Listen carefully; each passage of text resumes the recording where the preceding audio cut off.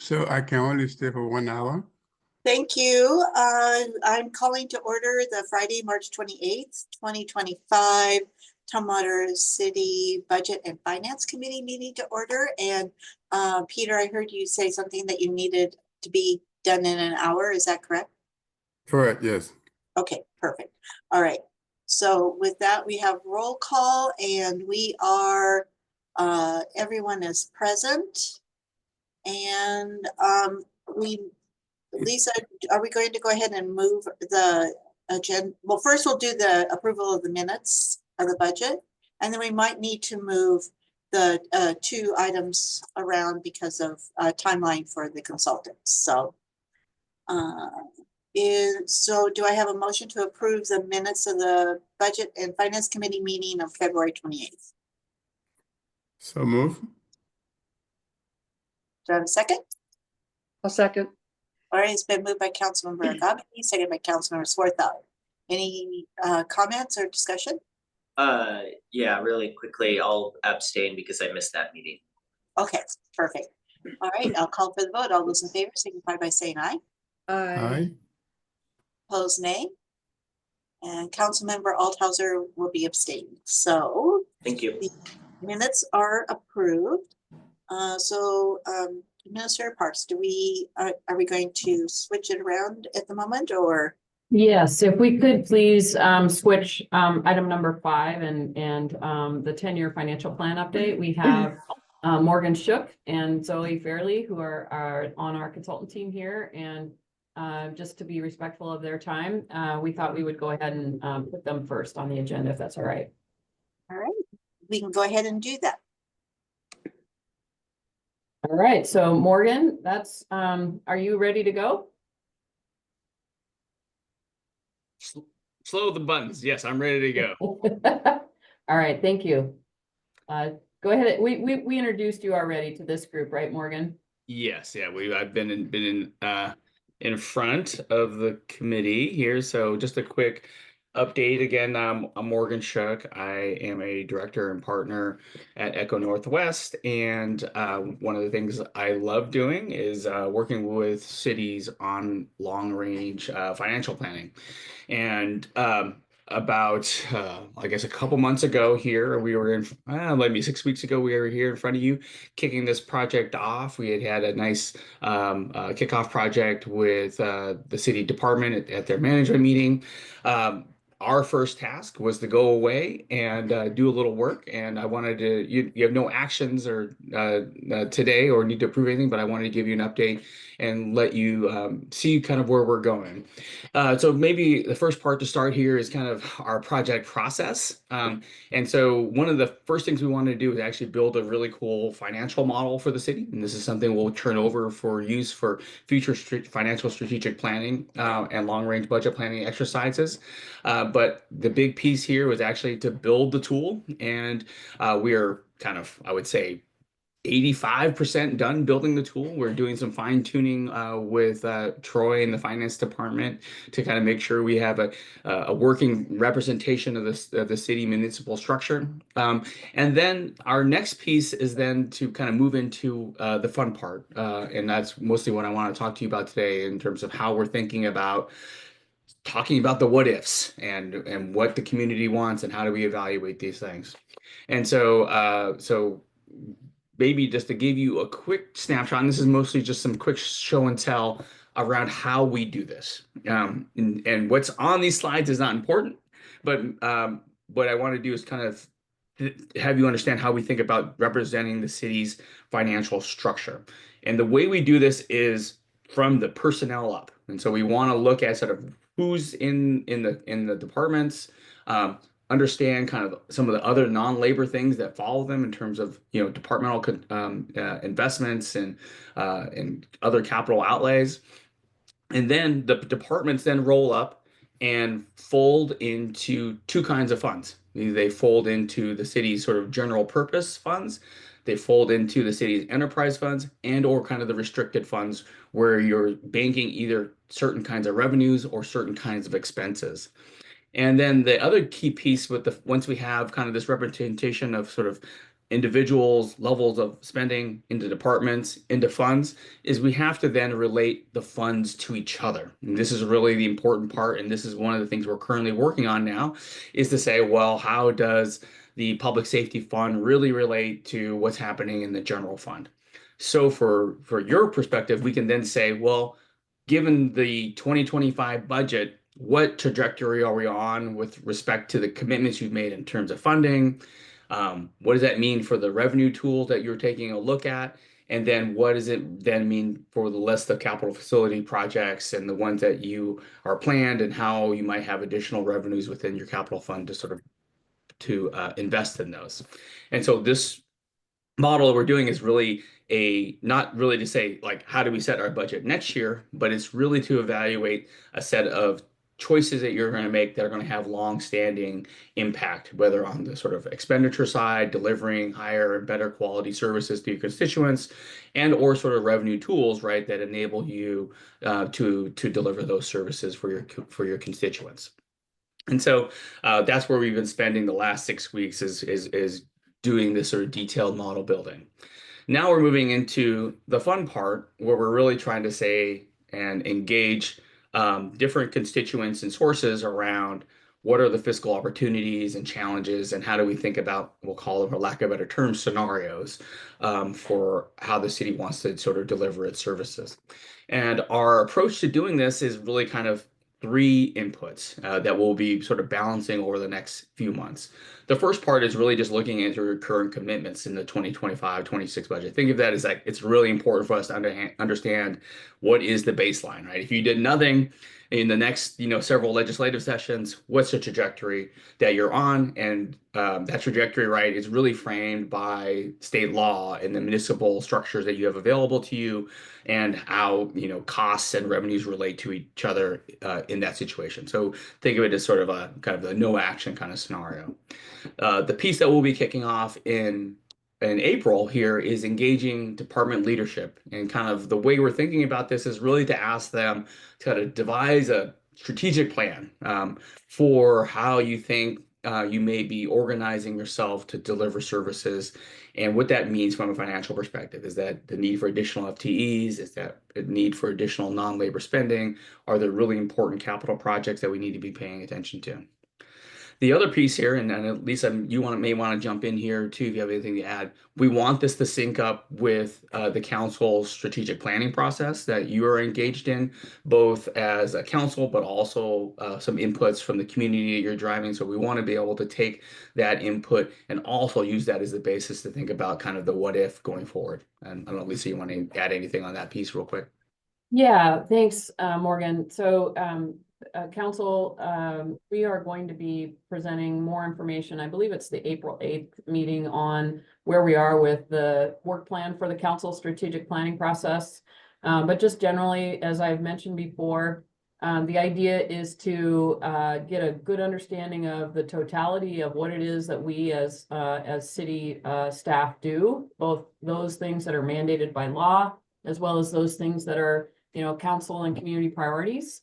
But this piece, as well as the community survey, which we're also going to be coming to you to give you an update on, are important background information that we want you all to understand as we take you then through a process to prioritize all of those different things that we do, so we can have an understanding of how to organize our work plans, how to prioritize our work plans, and how to prioritize budgeting, and how we can use this tool, for example, to help us understand once those priorities are set, what we need to do in terms of moving forward with the financial planning piece of it.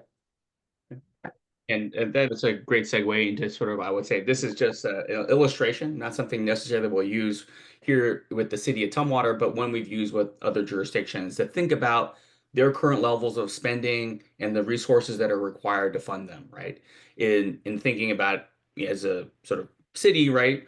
When you stand that up, there are sort of a set of core required services you're making commitments to. Think of it as that sort of base level. And there's no like specific definition you can look at, but every jurisdiction has some idea like, yeah, then this is like the core of everything we do. And then the next layer on top of that is really a set of commitments historically and currently that have been made, right? Some jurisdictions say like we are going to have an MPD, for example, right, to really isolate and expand and enhance our park services. Let's make sure we lay that on. And so we really want to try to show is then like outside of that initial commitment, there's an additional sort of commitment to expand the scope and scale of services. The other last thing we tend to sort of bring in that framework is then to say, well, great, if we think about sort of like the world that you started with, the world that you layered on, there then is a more forward-looking world that says we want to think about enhancing those services, either and or sort of a set of infrastructure investments as communities, particularly at this level, right, are looking at being, you know, around for 100 years to reinvest in sort of their capital infrastructure. And so this is the kind of the way we kind of think about it. And so if you were to imagine your budget, you can say like, well, great, if we thought about the current level of spending we have today, 50% of that is really core and required services. The next layer, the next 10, 15, 25, 30%, right, is really about, honoring and enhancing the current community commitments that we've been made. And maybe that's actually being delivered under the budget. Maybe there's still some level of basically underfundedness, right? Think of it as basically we made this commitment, but we really haven't been able to deliver these services because of XYZ, right? And then the last thing is to say like, well, then the world today and then the world tomorrow, we need to be able to we want to be able to do these things. Our constituents are asking us to do these things. What is it going to take to be able to deliver on them? And so out of this kind of framework, and these is also just mostly just hypotheticals and just kind of a material here to get your own thinking going, is how to think about that scenario. Like what are some real discrete ideas that we can test, debate, discuss, engage the community with, right? And there's one is like I already talked about, it's really important to say, what trajectory are we on, right? And for many jurisdictions, that is like, hey, this is a very challenging environment just to maintain our current levels of service and funding, given the sort of municipal tax structures that we have in the state. And then to posit to say, well, what would service expansion look like perhaps with some revenue adjustments, where we thought about sort of pairing explicit choices and with revenue options. A lot of the times jurisdictions are basically saying, what if we had a parks levy lift? What if we went with a public safety sales tax, right? Or those types of things that are really about additional new levels of services with new types of funding that are going with them. Another one would be to say, we really want to sort of recapitalize our structures, or be able to sort of think about making that next big investment in our transportation or parks infrastructure. And sometimes these things end up in sort of big voted bond or excess levies. I mean, the most common ones where we see here like are in the school pieces, right? To say like we are going to really prioritize some of these large capital investments, or like transportation levies to take off the next big chunk of projects that are really important to communities. And then I would say there's a range of other kinds of things we can take a look at, right? One could be to say, well, what if we thought about all these things as kind of a, ABC, but we wanted to kind of think about it as like some type of stress test. Like if we made this commitment, but then, the economy went sour and, revenues remain flat, what kind of exposure do we have to potential issues of financial resilience? And another one good to be thinking about is really about thinking ways to deliver services, right? I know the city and the region went through a process with the RFA, but other things like that could be posited in saying, like, is there a different way to deliver services that might provide efficiencies, and think about those trade-offs that may happen within the city more explicitly. Okay. And so I'll bring our conversation to a close here by just saying, happy to take any kind of thoughts, questions you may have here, but I would say we're kind of built a nice foundation and we're sort of moving into the next phase of our project here, where we're going to start dealing with some of the fun and meaty issues as part of the project. So, council member, sorry, my eyes are bad. Agabi. Agabi, thank you. Yes. So I really, really like this because it's more user friendly. At least it's very visual. But my question is, since it's more of a what if scenario and building upon certain premises, is it able to give notifications? Say, for example, if we are hiring for a certain position, and those certain positions revenue come from general fund, and those general fund at some point in time, we're going to run into red. Does it alert that person or the user that, hey, look, this is going to be happening at a certain point in time, so we need to make a deviation? Yeah, so the model's set up to take a look at those long-term things. And so when we build these models, like we have to make this trade-off between accuracy, precision. And so it's not a tool that you would say, like, let's do our budget next year with it. I mean, you could look at elements of it, but it is to look at these longer-term issues. What happens if we add these 10 FTEs today, right? And without any revenue or small revenue adjustments, how does that change our baseline, right? Does that mean we have capacity, going forward, or does that mean we have potential issues where we'll be looking at sort of cost issues going forward? So I think it's a tool that helps you understand like both the commitments you made on the your current expenses, but tied to the specific kinds of revenues that you have, right? Some of them are very discrete, like you can only use them for certain purposes, and some of them are a little more general.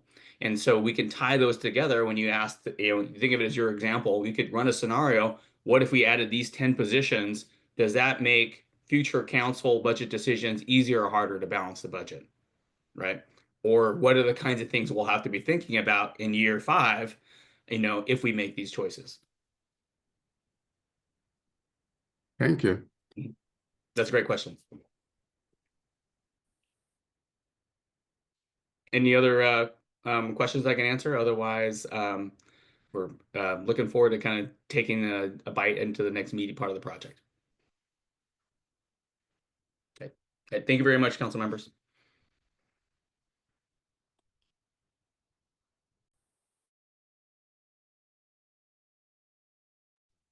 I think our facilitator dropped off the call.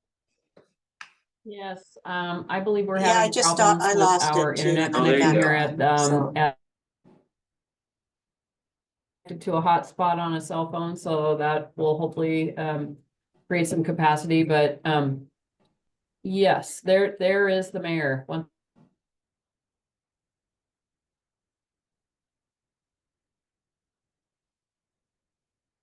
Councilmember Agave and Morgan, but, we'll try to keep, as much as possible, so. Sorry about that.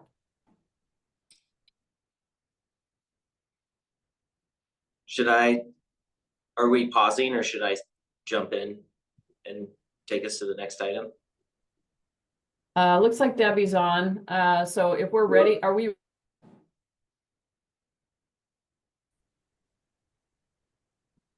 Is Lisa frozen for other folks too, or is that my connection? No, Maybe. I just froze up and now I'm back on, so. Yeah. We're having some issues here.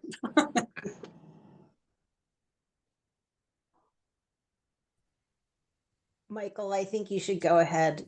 Okay, I can't tell if they are both freezing. I or think if it's I am. Lisa and Debbie and folks at City Hall that are frozen, so please Okay, move ahead. So I see All Troy right. smiling. Troy must not be at City Hall. He's smiling too much. I think he's frozen too. No, he's moving. I can see him moving. You're alive, Troy. okay. I'll sort of jump in since other people have connectivity issues. Our next item on the agenda, because we did the swap, is I don't know if we're doing, Troy, are we doing the year-to-date budget update and go back to the top?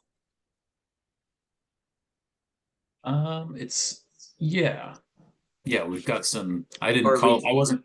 We could do the Yeah. ordinance instead, if that would.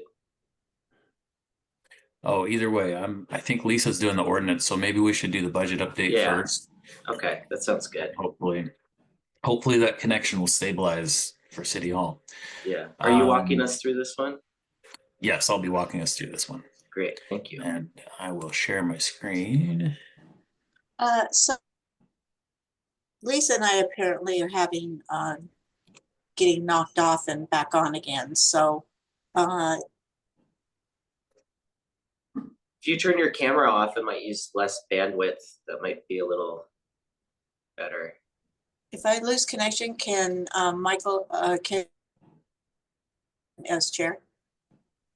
I think I understood what you said, and I think it was if you lose connection, can I help facilitate as the chair? And I'm happy to call folks and keep us on the agenda. So let's go ahead and proceed with that. Hopefully Debbie and Lisa heard me say that. Okay, can you see my screen in presentation mode? Yes. Perfect. Okay, so this budget update is it's a little bit of a year in review for 23-24 biennium, and also a brief update on where we're at year to date for 2025. And I wanted to do this. We are bringing in 2 weeks, we're bringing a year 23-24 biennial recap to the full council at a work session. But this one, I wanted to go a little deeper on a few items. When we had the last meeting, Councilmember Agabi asked a couple questions that I didn't have good answers for at the time. And one of those was, what did our sales tax look like in 2023 and 2024? So we're going to cover that today. And then the other part of that was, what if we don't collect enough going forward? And so I think I'll answer the second part first. So if we got to a point where we're seeing some real red flags with our various taxes, sales tax is a very important one, as you know, but it's not the only one. But some things we could possibly do if the economy takes a turn for the worst would be things like maybe a hiring freeze, maybe delaying some projects, try to cut some other. Yeah, I'm locked up again. Lisa just put in a ticket.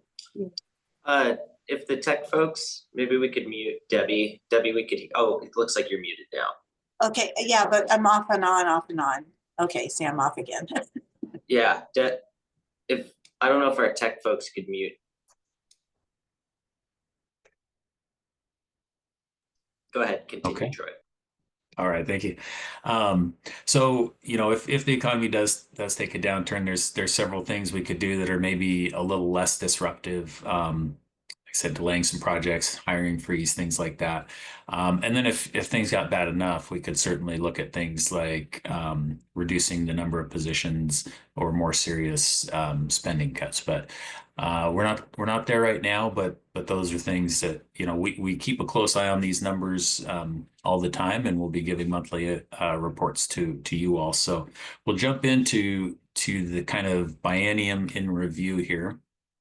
And this first slide is showing 2023 general fund revenue, the major categories, and this is budget to actual comparisons. And so you can see that whoever estimated property tax there did a really great job. It was almost to the dollar on such a big number. Sales tax was way over what we had budgeted. You may or may not recall when we did the budget in 2022 for the 23-24 biennium, we were actually predicting a recession at that time. That was kind of the overall thinking, as the economy was going to decline a little bit. And so we estimated very conservatively on sales tax and things like that. And that recession didn't happen. So the actual numbers for both 23 and 24, as you can see here for 23, were far above the budgeted numbers. B&O tax was pretty right on, as was utility tax. Building permits definitely exceeded expectations. Medic one down just a little over budget, and then miscellaneous revenue, you'll see that throughout this. These first few categories are what I consider kind of the primary, most visible and largest categories of revenue for the general fund. Miscellaneous is all the other stuff. We have about 70 line items in the budget for general fund revenue, and but it's pretty onerous and visually unappealing to try to put 70 line items of data in here. So miscellaneous includes all kinds of things like the motor vehicle fuel tax, liquor taxes, marijuana taxes, leasehold tax, and things like that. And so together, those other 60 plus line items add up to quite a bit of money. But those also in 2023 exceeded the budget by quite a bit. And so overall, we were up budget to actual for 2023, almost 11%. So that was really good. We'll go to 2024, and this is the same comparison, 2024 budget to 2024 actual, and pretty similar across the board as far as the revenues either being pretty close to right on or being over for the most part. Medic one was down a little more than we expected, but overall the other revenues in total we were about 10% over what we had budgeted. So that was very good. We'll take a different look now. This is although the graph or the presentation looks similar, this is comparing actual 2023 to actual 2024. And so this actually shows a different picture because we're not comparing budget, which we purposefully estimated conservatively. So you'll see here property tax gained $569,000 or a little over 6%. Sales tax, to Councilmember Gabi's question from last time, sales tax was actually down nearly $1 million from 23 to 24. It was still much higher than previous or than historical norms, and we'll have a graph on that here in a few minutes. But it did decrease. What's not shown on here is in 2024 we started receiving the public safety sales tax revenue. That was the Proposition 1 that Thurston County ran for public safety. That we did receive money for that in 2024, but it's not in this because we ended up putting that, as you may recall, we created a special revenue fund so that we could track that portion of the sales tax separately. And so that's not in the general fund, it's in Fund 104. Had we included that in here, sales tax would have been pretty close, but it was a new tax. And so for comparison for 23 to 24, I think it's better to show it this way. That way it's apples to apples. And then towards the end of the presentation, we'll see how we're doing year to date 2025 so far. Okay, so now we'll look at some history. So in the revenue projections that I do for the budget, I started when I first developed it a few years ago. I started by going back, and I went back to 2006, and so we've got 18 years of history that we can look at. And so I've showed some graphics of that before, but they were kind of like 6 line graphs combined, so it's a little messy and noisy. So this time I just split them out so you can see really easy. This is just property tax, and you can see the trend going up over the years, some minor ups and downs, but property taxes is usually pretty stable. And as you know, we have the 1% property tax cap that we talk about a lot, but we also get new construction factored in here, and so that's what's helped us do much better than the 1%. And I am kind of excited with some of the new development going on, some new apartments, new homes, and some new businesses over by Walmart and Home Depot that we'll be getting. That'll help our property tax and our sales tax. Okay, so here's the sales tax.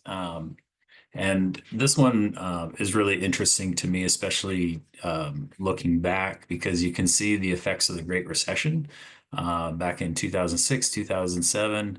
And then it starts in 2008, it dipped just a little bit, and more in 2009 and 2010.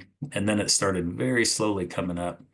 And then started really going up. And we were very lucky in Tumwater through the COVID pandemic with both sales tax at local businesses collected and also people shopping at home. And so our sales tax really spiked in 2020, did come down a little bit in 2021, but then back up for 22 and 23, and then a little drop off there in 2024. but not a severe drop. Some of the other major categories, won't spend quite as much time on them for the sake of everybody's time, but B&O tax, again, waivers a little bit more than property tax, but still fairly steady, and has been good, upward trajectory. Building permits vary a lot, as you can see from this graph.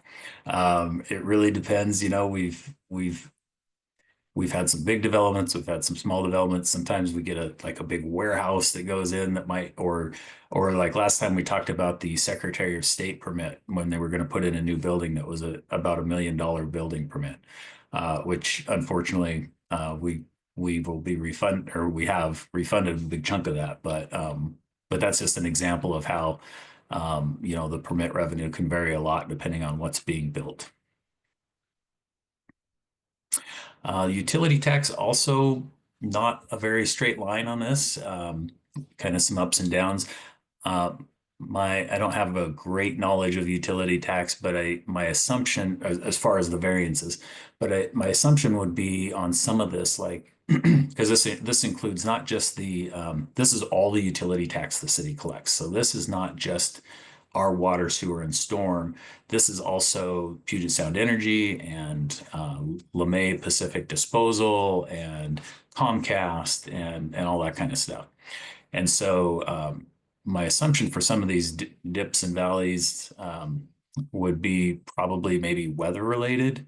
You know, an especially cold winter might mean people are using their heat more, or an especially hot summer might mean people are irrigating their lawns and things like that more. But anyway, we'll keep moving on here. Medic 1, fairly straight trajectory, but you do see some dips and valleys in there now and then.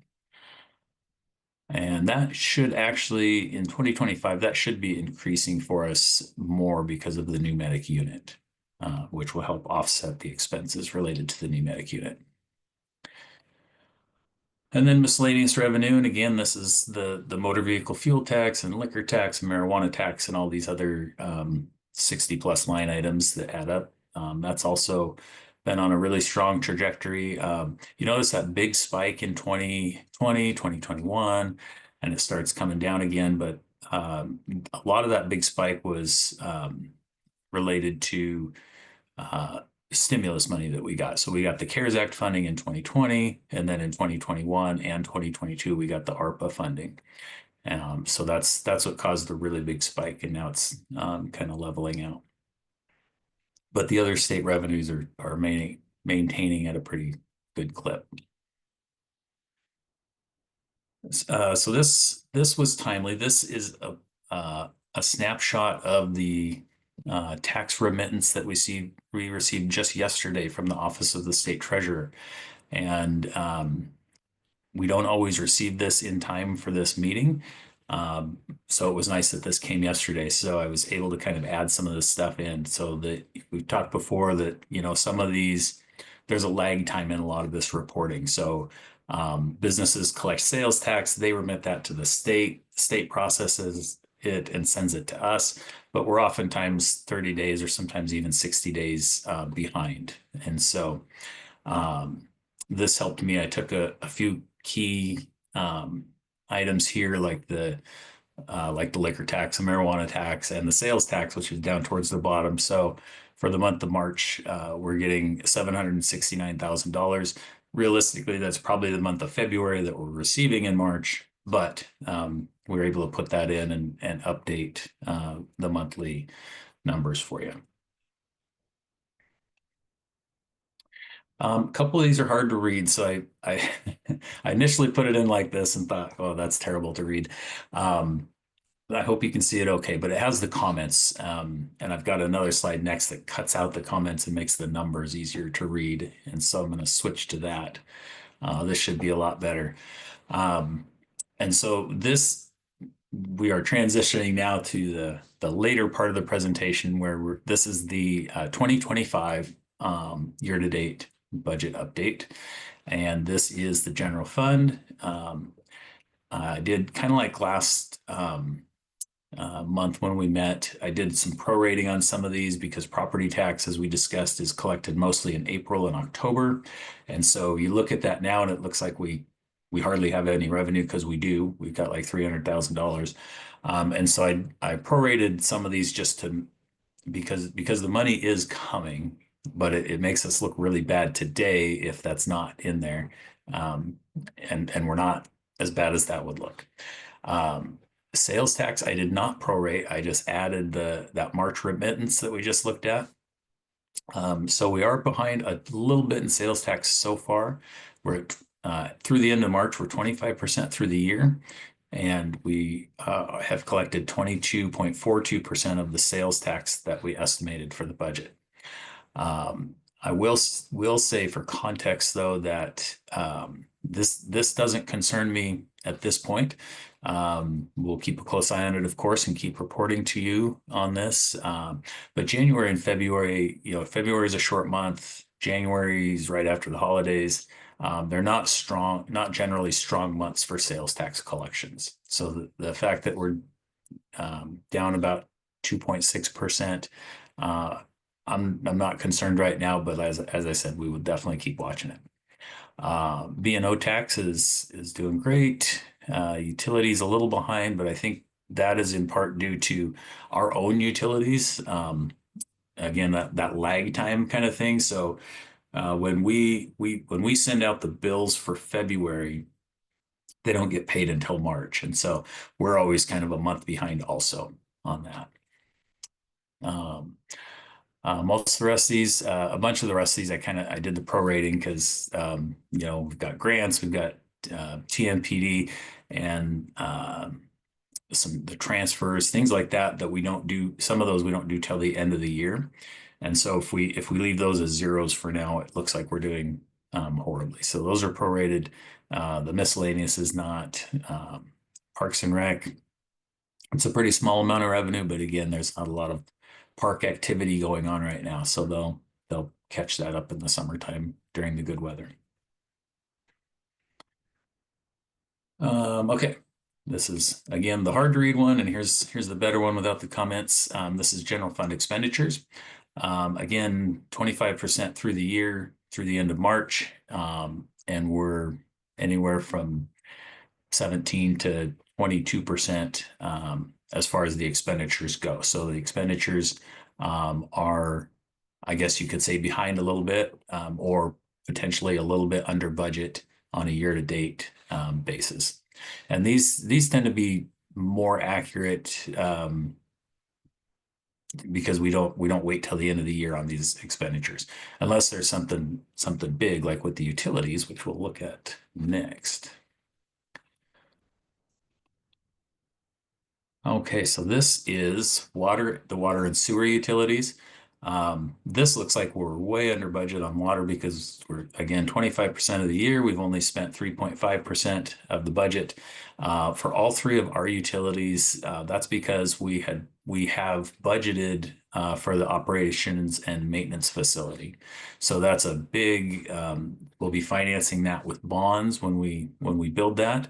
And so that's about a $30 million chunk of revenue from the financing source, and also expenditures. And so that's why that's split between all three utilities and some of the general fund. So it's not any one fund, but it does make it look like water is way behind schedule. They're really not. It's just that big capital project that's factored in there. Pretty much same for sewer. And then there's storm at the top of this one. And then golf, similar to what we talked about last month with golf. They don't have nearly as much revenue as would be projected on a year-to-date basis. However, January and February are typically terrible months for weather, which affects the number of golfers. And so they make the bulk of their money during the summer when the weather is good and people are outside. And that is the end of, whoops, I'm sorry, stopped my presentation and I meant to stop sharing. That's the last slide I have on that. I'm happy to answer any questions if you have them. Any questions? Thank you. Oh, And- you're back. Hi. Any questions? And I'm off and on, so hopefully I can maintain this. So any questions? Councilmember Gotti. So thank you very much, Troy, for bringing back the 2023-24 sales tax. And if you look at that, although you did give a qualification by saying that with other constructions that we are able to catch up, but on the whole, if you look at those two graph, it shows that property tax is actually going up, however way you look at it. And then my concern is, if I were an average citizen, and you show me that graph, and you say to me, "Oh, gee, we'll cap at 1%, and we want it to go to 3%." What jumps at me is, well, it's going up every year. So if it's going up every year, are you saying you're not collecting enough, or you want to collect more than you actually do right now? So how would you respond to that? I think for that I would probably, well, try to explain first how the 1% is all we're allowed to increase it. However, try to explain the new construction, which is a little complicated to try to explain. I think I would also show the revenue trends and how much due to various things like basically different types of inflation, wages, things like that. But what do our expenses look like, and what does that trend look like? Because it's I think everybody understands, either from home prices and rent and food, that has increased way more than 1%. So I think maybe by showing what the expenses of the city are in comparison to the revenue, that might help. I might just add to that what I've been, kind of what I've been saying is we can only increase by 1%, but inflation goes up 3-4%. And, so you kind of lose all the time, even though we have those new construction and new things, eventually it starts those will also taper off. So as things move forward. So, we're not going to be, yes, building is great, but it's not going to solve us 5 years down the road. Thank you. Any other questions? Hopefully that explained a little bit, because I just try to say 1% doesn't meet the 3-4% inflation rate that we have to deal with. Any other questions? All right, again, I Sure. apologize if I'm missing, if I am in and out. The connection right now is really bad. So, are we now to ordinance number 2025-006, amending Xerxes Municipal Code 2.14, executive contracts and other legal documents. And I see Administrator Parks and City Attorney Kirkpatrick. Yes, so I'm going to attempt to start this, and then Karen's going to help out and answer some specific questions. And she's also going to take over if I am lost in the ether, because we don't have good cabling on this side of the building at City Hall. But essentially, this is a code. So the state law authorizes the cities to delegate authority to make certain types of decisions to both the mayor, and then our code authorizes the mayor to further delegate those responsibilities to either myself or other department directors. So these codes, this ordinance change is really intended to keep up with our organizational growth, as well as sort of economic realities. The last time it was amended, I believe, was in 2009. So it's been a long time. And really the idea is to help us to update the thresholds for contracting and other decision-making that's authorized to be delegated, hopefully making things more timely and efficient in terms of getting things done. So in essence, let me see, I'm going to scroll here to the ordinance itself. So It clearly identifies where council approval remains required. And a lot of these things, the dollar thresholds, for example, are commensurate with what it says in the RCW. And so you could see that interlocal agreements that are in excess of $100,000 remain in front of the council for approval. Grant applications and grant acceptances that are in excess of $100,000 are also remain with the council. And then there are some exceptions where it makes it clear what minor things are allowed to be approved by this delegation of authority. And then the primary change is in execution of documents. There's a limitation. We're expanding the authority of department directors to make decisions that are commensurate with what the mayor's delegation of authority is. And we are providing some special delegation of authority for example, for financial services and those types of things. So as well as contracts for legal services, and then some of our collective bargaining agreements, if it's maybe it's an amendment or an MOU with one of the unions or several of the unions, as long as there isn't something that obligates the city more than what we're allowed to be delegated by statute. And then also with the caveat that we always need to make sure that anything that we're doing is within the approved budget, regardless of what it is that the decision-making that's being delegated. So with that, Karen, do you want to add anything? And then we can also answer questions. No, that was a great overview. I can go through each of the specifics if the committee would like, or I can just wait and answer questions. I saw one head nod to the walk through, so I'll try to do that quickly. I know we have time constraints. Exactly, this has to do with internal efficiency of the organization.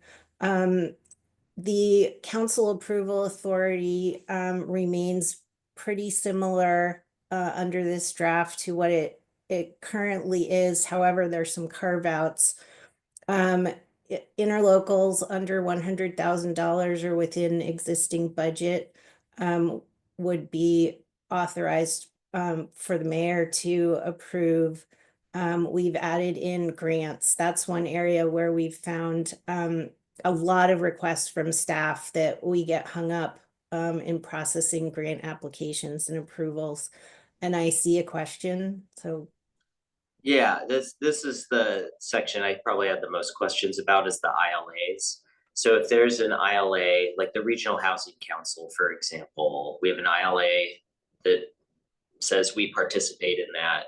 There's no funding associated with it, but I believe we discussed like the jurisdictions will have staff attend the meetings and things like that. So is that what it, like, would that require councilmatic approval because it discusses staff time? Yes, this does contemplate not only expenditures of fund, but in kind or, staff participation. So that would still have to be contemplated, any kind of match or contribution, even if it's not monetary. And so I'm trying to think if we are in any interlocal agreements right now. But like, it's hard for me to think hypothetically or without seeing like how many ILAs are we in to where this wouldn't have had councilmatic approval? Honestly, I think oftentimes it'll have to do with some of the MOUs that are a little less formal. It will potentially have to do with more of the service type agreements that we have with some of our neighboring jurisdictions for fleet services or some things like that. The audit letter potentially, some things like that are pretty routine. But yeah, I have some. So we actually do, the RHC interlocal does require that we submit that is financial. It has a financial obligation in addition to staff resources. An example of an MOU that Karen is referencing is, for example, we had 2 different MOUs with Lot last year, I think actually beginning in 2023, to evaluate the potential for a purchase and sale of lot properties. So it didn't obligate us to purchase the property, but we were wanting to evaluate that opportunity. And we had an agreement with them about how that would occur and some timing. That in that case, there was clearly not going to be an in excess of $100,000 worth of value. And we ended up entering into those 2 separate MOUs and then needed to come to council for an amendment to those MOUs just for time. So those would be the examples of the type of activity that would be covered in those things that wouldn't necessarily need to go to council. Okay, so the rationale for that one sort of seems to be time dependent and emergent. Is there anything in this proposed policy that ties this to emergent need or timing? It's just the threshold for the $100,000, and if it doesn't meet the other conditions described, like in-kind resources. Correct. Yeah, it's the financial, but again, it's not just the financial limit, but it's also, we can't do anything that's outside of an approved budget authority, right? So we can't spend more money on something through an interlocal agreement that doesn't go to the council than what we actually have authorization for. Yeah, I think like MOUs I'm a little more comfortable with. I'm not sure I'm super comfortable with ILAs because they tend to be weighty and sort of policy heavy by comparison to MOUs. ILAs, I think like public vetting is a good thing, I think. I don't know, I'm sort of mixed on this provision specifically about ILAs. MOUs, I think that makes sense, especially given timing issues and things like that. But ILAs are drafted so far in advance that it sort of tends to be a more predictable outcome than something like an MOU that can just pop up out of nowhere. Yeah, that's just my sort of hot take for the moment. And the grants makes all the sense in the world to me. It's just, I think it's specifically ILAs that are generally pretty big legal documents that I'm a little reticent about. Okay. Well, one of the drivers behind this too was a lot of people asking us to try and align our procedures with some of our other neighboring jurisdictions as well, because they often find it frustrating that we have to go to council and their perception is that our neighboring jurisdictions don't. But I definitely understand your concern. Thanks. There's another question. Councilmember Sortha. Thank you. Yeah, I was curious about that too. So I was wondering about, I had a couple questions that, so our current amount is what, is it 50,000? We are proposing to move it to 100,000. Is that what? No, the current amount is Oh. 100,000. Is what? The current authority for the mayor is 100,000. However, there's an except that the council had to review all interlocal agreements. So that would be a change to allow, if you're specifically asking about the interlocals, that would be a change to allow interlocals under 100,000 to go to the mayor. Okay. Yeah, And then I was, so okay. I was just gonna say the dollar amount kind of depends on what you're talking about, but essentially any contract, any obligation of financial resources is limited to that $100,000 by state statute to the mayor. Our code currently limits that $100,000. Our code also limits what can be delegated to department directors. So right now there's a limitation that only those things that cost $50,000 can be delegated to department directors. We're actually asking to have that amended to be able to be commensurate with whatever the mayor's authority is. Okay. So my framework, if I think about the contracts that we do for public works, is this specifically, seems like this is what we're really targeting as well. I just think, I just try to help me understand, because I'm trying to put it in my frame of our world of how to address it's like the council members, so, and public Okay, works. so I I only covered interlocals and grants. There's several other provisions here, but one of the things that's currently reserved to council are real estate documents. There are many real estate documents that get processed on a regular, frequent basis that have to do both with public works projects as well as community development, permit applications, review and approval. And those now, we're proposing to carve those out so that they can be processed. They may not be being processed properly at the moment, and we want to make sure that we capture that and that they can be processed quickly. So hope that may go to your public works question, as well as later in this draft. There's the public works change orders, which still it would be 10%. That's the authority for a director to approve a change order that's within the 10% authority. And we're proposing to expand that not only to public works contracts, but to other contracts. So I don't know, that might also be what you're referring to. You changed the title on 2.14.0060. You struck out public works and it just says change orders, contract amendments. So it's taking that part out. Okay. All right. So if we frequently get time extensions, or, very minimal contract amendment requests that then have to, get hung up for 30 or 60 days because they have to go back through council. So directors have been requesting this for a really long time. Okay. Thank you. Councilmember Gobi?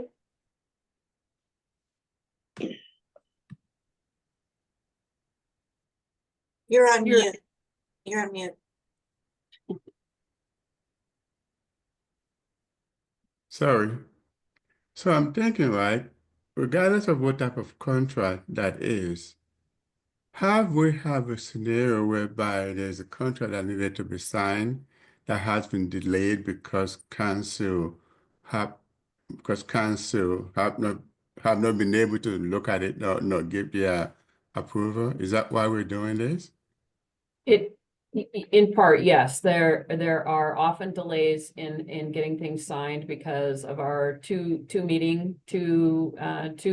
look review process that we have identified as our standard methodology. There's also difficulty sometimes in terms of timing. We having the committee structure really does help with this because we're able to go to a committee meeting and then get it on council consent. That is very helpful in terms of our timeline. But sometimes that even, if we just barely miss, for example, a public health and safety committee meeting, and we've got to wait for another month before we can take that, or we have to take it to a work session, which is, generally speaking, we don't like to take action. The council doesn't like to take action at a work session. But it's just intended to provide some efficiencies, particularly in terms of these more minor contract amendments or change orders that come in across our desk all the time.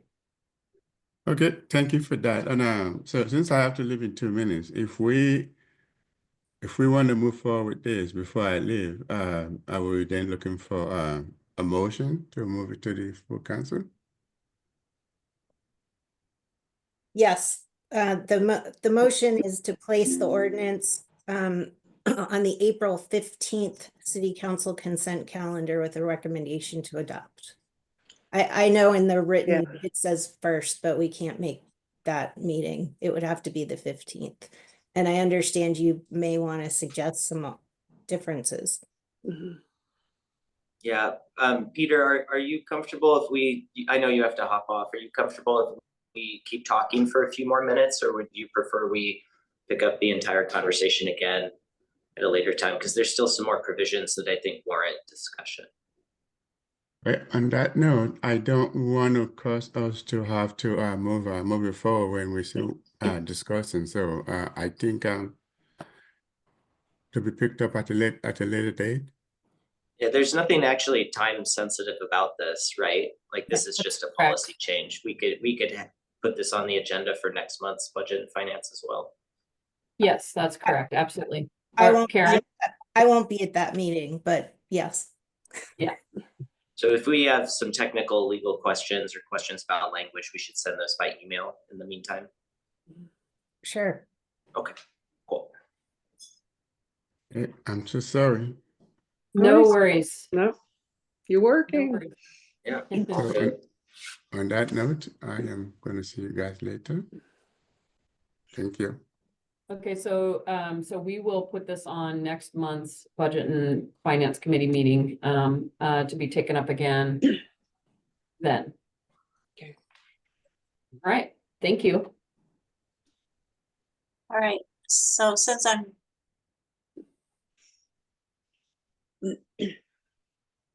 Oh, poor Debbie froze again. Yeah. Was she about to adjourn? We may never know. We never know. Everybody's off camera here now. Oh, here comes Lisa. Debbie's frozen. I believe she was getting ready to adjourn, so perhaps, and unless either one of you had additional items, I don't think she did. I so don't. Oh, she, if we don't have any further business, can we just adjourn and then I think that was the only thing we have coming back next month. sounds good. Sounds good. Okay, so we are adjourned and we will see you next month. Thanks. Thank you. Thank you. Thank you.